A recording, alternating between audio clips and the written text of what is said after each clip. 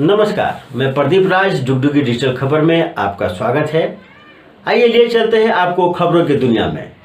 खबरों की दुनिया में जाने से पहले हमारे चैनल को सब्सक्राइब आप जरूर कर दें। झारखंड विधानसभा चुनाव 2024 के तारीखों का ऐलान हो चुका है।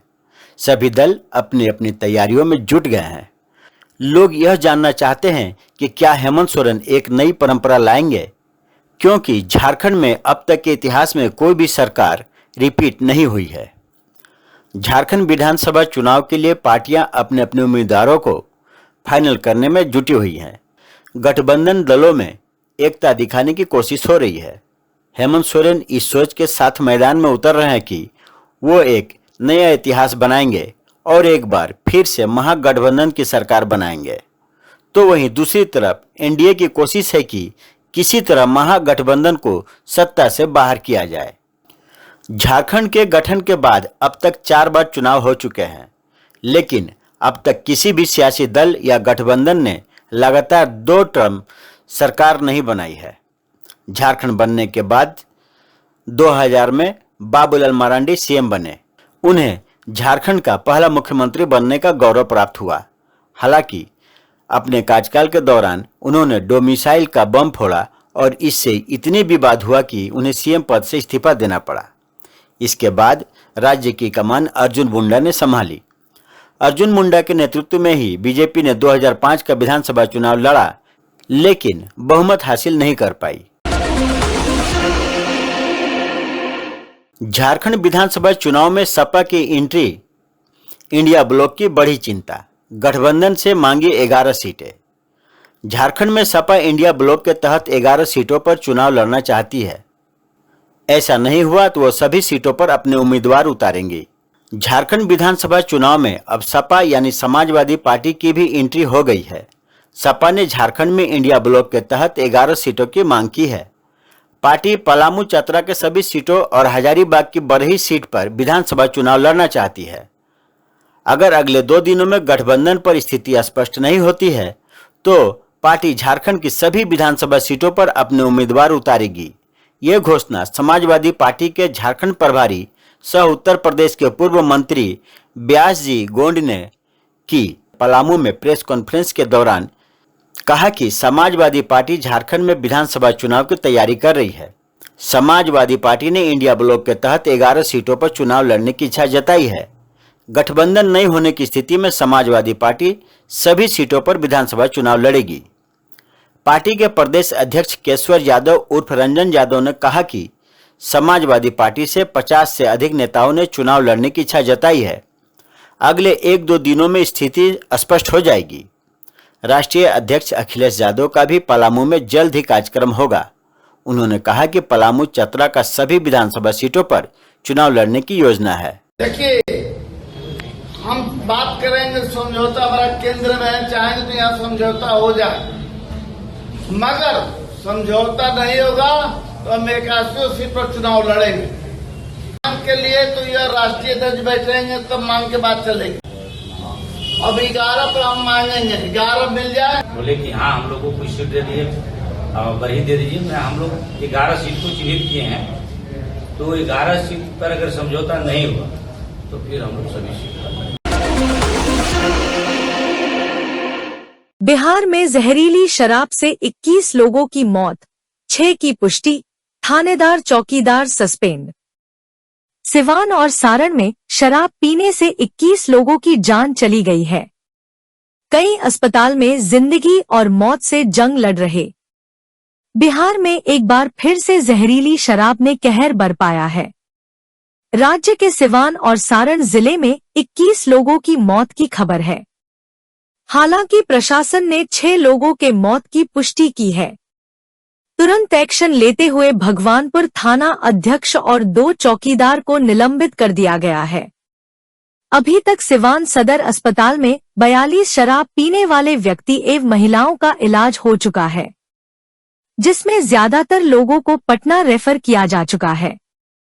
सबसे ज्यादा मौत सिवान जिले में हुई है। यहां पर 18 लोगों की जान चली गई है। 3 को सीधे पोस्टमार्टम रूम ले जाया गया। अब तक 9 शवों का पोस्टमार्टम हो चुका है। सिवान जिलाधिकारी मुकुल कुमार गुप्ता ने बताया कि हम लोगों को संदिग्ध मौत की सूचना मिली थी, जिसके बाद मैं और जिला अधीक्षक सदर अस्पताल पहुंचे। 3 को मृत अवस्था में यहां लाया गया था, 1 को रेफर किया गया था, लेकिन रास्ते में ही उसकी मौत हो गई। अब तक 4 की मौत हुई है। सिवान सदर अस्पताल में 8 लोगों का इलाज किया जा रहा है, वहीं पीएमसीएच में 3 इलाजरत हैं। इसमें से 1 की हालत नाजुक बनी हुई है। बिहार के छपरा और सिवान में जहरीली शराब पीने से 12 लोगों की मौत हुई है। मौत को लेकर प्रशांत किशोर ने सीएम नीतीश कुमार पर निशाना साधा है। प्रशांत किशोर ने कहा है कि बिहार में कहीं शराबबंदी नहीं है, या तो होम डिलीवरी हो रही है या फिर शराब का अवैध कारोबार चल रहा है। सीएम नीतीश कुमार के इर्द गिर्द के अफसर खुद शराब पीते हैं। शराबबंदी का फायदा या तो भ्रष्ट अधिकारी उठा रहे हैं या फिर नेताओं की कमाई हो रही है। बिहार में कहीं शराबबंदी नहीं है, यहाँ होम डिलीवरी हो रही है या फिर शराब का अवैध कारोबार चल रहा है। शराबबंदी का फायदा या तो भ्रष्ट अधिकारी उठा रहे हैं या फिर नेताओं की कमाई हो रही है। अभी तो मुझे तो सीरियस में बचबे न करे। कौन आदमी पीले दारू? दारू तो उजा 8-10 आदमी पिए ले। कितना लोगों के मौत बा उजा? 8-10 आदमी मर गई बा। ये दारू है, ये दारू पीते हैं। अच्छा, कितना मिल रहे थे? 100 रुपए में 6 गो मिल रहा है। 6 गो? जी। ये दारू पी ले रही जी।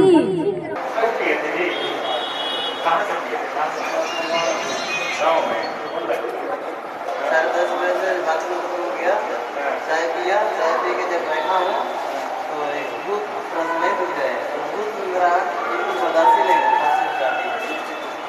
वो रोका गया है, वो लोग दारू पिया है बच्चा, और उसको मैंने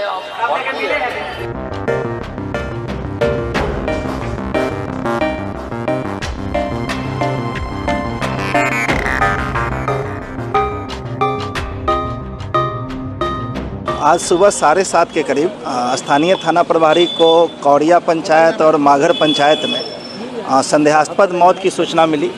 वह सूचना तत्काल मुझे और एसपी साहब को भी प्राप्त हुई। तुरंत कार्रवाई करते हुए अनुमंडल पदाधिकारी महाराजगंज, अनुमंडल पुलिस पदाधिकारी महाराजगंज और भगवानपुर प्रखंड के सभी पदाधिकारियों की टीम बनाकर माघर और कौड़िया पंचायत हम लोगों ने भेजा। साथ में पर्याप्त संख्या में एम्बुलेंस भी भेजे गए। उसी दौरान हम लोगों ने सदर अस्पताल सिवान में भी सिविल सर्जन के नेतृत्व में एक मेडिकल टीम का गठन करके सदर अस्पताल को भी पूरी तरह से तैयार कराया। साथ ही सीएचसी बसंतपुर को भी इसके लिए रेडी रखा गया। जब अनुमंडल पदाधिकारी और अनुमंडल पुलिस पदाधिकारी वहां पहुंचे तो स्थानीय लोगों के द्वारा, स्थानीय प्रमुख, उप प्रमुख और माननीय मुखिया जी के द्वारा सारी घटना की जानकारी दी गई। बात बोल रहे थे आप लोग, हल्ला मचा रहे हैं कि शराब, लोग कह रहे शराबबंदी हटा देंगे। भाई बिहार में शराबबंदी लागू हो तब तो हटा देंगे। बिहार में शराबबंदी है कहाँ? बिहार में शराबबंदी के नाम पर शराब की दुकान बंद है, होम डिलीवरी चालू है, और बिहार की गरीब जनता का 20,000 करोड़ का नुकसान हो रहा है। पैसा कौन कमा रहा है? पैसा कमा रहा है यहाँ का पुलिस अफसर, यहाँ का भ्रष्ट नेता। 20,000 करोड़ रुपया बिहार की गरीब जनता का लूट कर भूमि और ये शराब माफिया और अफसर पैसा कमा रहे हैं। और गांव-गांव में घर घर शराब बिक रही है। जहरीली शराब से मौत जो अभी 4 आप बता रहे हैं, ये तो रिपोर्टेड है। हर पंचायत में हम पैदल गए हैं, वहाँ जहरीली शराब से लोगों की मौत हुई है। लोग डर के मारे बता नहीं रहे हैं, क्योंकि अगर सोचता है कि अगर रिपोर्ट करेंगे तो शराब के मामले में हम पर केस हो जाएगा। विधानसभा चुनाव की घोषणा के साथ ही जिले में बड़े नेताओं के आने का दौर शुरू हो चुका है। बुधवार को केंद्रीय कानून मंत्री अर्जुन राम मेघवाल शहर के हीरापुर स्थित अग्रसेन भवन में भाजपा द्वारा आयोजित प्रबुद्ध सम्मेलन में शामिल होने पहुंचे। इस दौरान वो मीडिया से भी मुखातिब हुए। उन्होंने मैया सम्मान योजना को लेकर सरकार के कटघरे में खड़ा किया। केंद्र के द्वारा दिए गए फंड का डायवर्सन कर इस योजना का लाभ दिए जाने का आरोप मंत्री ने राज्य सरकार के ऊपर लगाया है। साथ ही भाजपा के द्वारा घोषित गोगो दीदी योजना पर कहा कि इसके लिए केंद्र सरकार अलग से फंड मुहैया कराएगी। मंत्री अर्जुन राम मेघवाल चिरकुंडा भी पहुंचे, जहां पर भाजपा धनबाद जिला ग्रामीण घनश्याम ग्रोवर एवं विधायक अपर्णा सेन गुप्ता ने गुलदस्ता भेंट कर उनका स्वागत किया। उसके बाद वो चिरकुंडा के टाउन हॉल पहुंचे, जहां उनका स्वागत झारखंड के पारंपरिक आदिवासी नृत्य से किया गया। निरसा विधानसभा के सभी प्रखंड अध्यक्ष एवं अन्य लोगों ने मुख्य अतिथि को माला पहनाकर सम्मानित किया। केंद्रीय मंत्री अर्जुन राम मेघवाल ने सम्मेलन को संबोधित करते हुए कहा कि आज सभा में जिस तरह से महिलाओं की उपस्थिति है, इससे साफ जाहिर होता है कि आगामी विधानसभा चुनाव में महिलाओं की भूमिका अहम होगी। मंत्री ने कहा कि हरियाणा के चुनाव में अनुसूचित जाति के लोगों ने अहम भूमिका निभाते हुए विजय दिलाई है। और डेवलपमेंट, ये दो ही मुद्दे हमारे चुनाव के मुद्दे होते हैं। जैसे कोई गरीब आदमी है, वो बेघर है, तो उसका मकान बनाना है, ये डेवलपमेंट में आता है। अगर किसी की कोई राशि भारत सरकार से आनी है या राज्य सरकार से जानी है, तो सीधे उसके खाते में जाए। ये गवर्नेंस है। डेवलपमेंट और गुड गवर्नेंस पे ही हमने अभी हरियाणा में देखा कि जनता ने बीजेपी का साथ दिया। डेवलपमेंट और गुड गवर्नेंस के मुद्दे पे ही झारखंड में जनता बीजेपी का साथ देगी 100%, क्योंकि यहाँ की जो सरकार है, वर्तमान सरकार, वो हर मामले में फेल हुई है। अब जैसे हम धनबाद में बैठे, कोयले की चोरी कोई रोक ही नहीं पाए, दलितों पे इतने अत्याचार हुए, उनको भी ये रोक नहीं पाए। तो ऐसी सरकार को उखाड़ फेंकना है और भाजपा को लाना है, यही अपील करने में आज के सम्मेलन में छोटी है। तो वो देखते हैं, पहले आप दो, पहले अगर हमने दे दिया तो यहाँ फंड का डाइवर्जन कर देते हैं। फंड का डाइवर्जन करके और जो मुख्यमंत्री होते हैं दूसरे दलों के, वो अपने नाम से कोई योजना ले आते हैं। अब जैसे यहाँ माई योजना का जिक्र आता है, तो कहते हैं कि जो पेंशन की सारी योजनाएं बंद करके और एक योजना शुरू की। अब गवर्नेंस का ये मॉडल नहीं है ना। गवर्नेंस का मॉडल है कि जो योजनाएं चल रही हैं वो चलें, लेकिन जो योजना आप शुरू करो उसके लिए प्रॉपर फाइनेंशियल मैनेजमेंट है।